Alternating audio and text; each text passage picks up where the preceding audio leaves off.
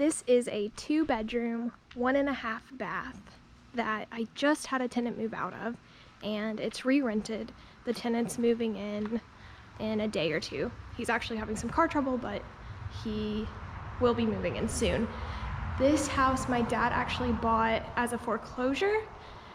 It's either the very last house he bought or the second to last house he bought, and it was actually a pretty much turnkey foreclosure. So the people had been remodeling the inside and they lost the property.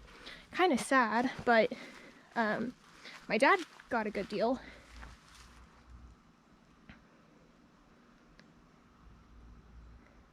He bought this house for $40,000, and we haven't had to do any work on the inside, but on the outside we have had it painted, and we got new gutters on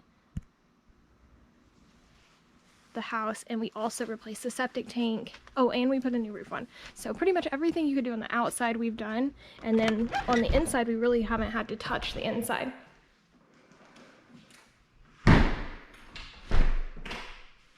So this house actually does have painted paneling, and if you looked at my last house tour, you can see it's a huge difference. Just painting paneling, it looks so much nicer.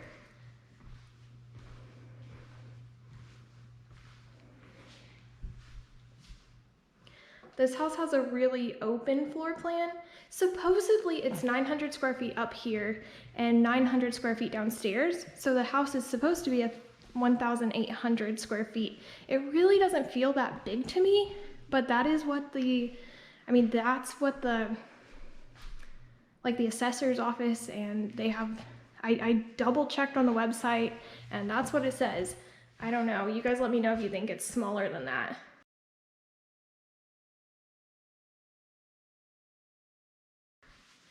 This is the half bath, and I think it's really nice. The old tenant actually left the washer and dryer. I don't normally provide those, but the gentleman who's moving in, he would like them, so I'm gonna leave them.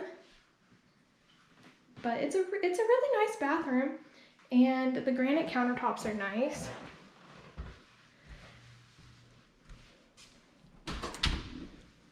Stove. I always make sure all this stuff works, and I left them some oven cleaner and some bug spray. I always treat the house for pests and that kind of thing. This is just there's a lot of closets in this house. So that's the pantry. And then over on this other side, there's like a little coat closet, I guess. And let's see. A lot of people, the thing they don't like about this house is the stairs. It has a weird spiral staircase right in the middle of the house. I don't mind it. I think it's kind of nice, but also I don't live here, so I guess it would be annoying if I did. Now, the floor plan is super weird. These bedrooms are triangular shaped, but they're very big. I think this house has the biggest bedrooms of any house that we have. But here's like a little nook that just isn't very, I don't know what you would use it for. That's the problem with this house, is like the layout just isn't very, it's odd, and it makes it where you have space that isn't very useful. Which is one reason why I think it might feel smaller than it actually is. Let me just show you how big. I can't even get it. See how big this bedroom is? Honestly, I don't even think the camera's doing it justice. It's a pretty big room. And then a little hallway. Right here is a closet. I don't want you to see me too much, but there's the furnace and the water heater. It used to have a dehumidifier up here, and it would automatically drain into the water heater. We don't have that set up anymore. That's how it was when we bought the house, but that dehumidifier broke and I haven't gotten it set back up, but that was kind of nice.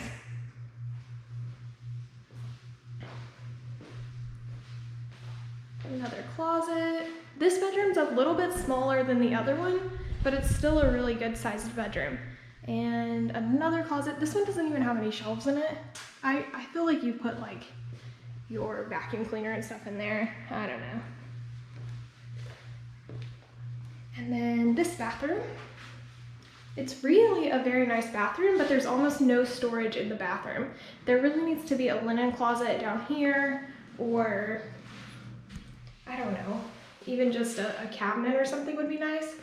But how it is laid out, there's not really room for a cabinet. You have tile up so high, and then this isn't really enough space to put, and also it would be off-centered with the toilet, which would just look weird. But it's a nice bathroom, and you can put your towels on the other side of the door, or one of those like over the door hanger things, that would work.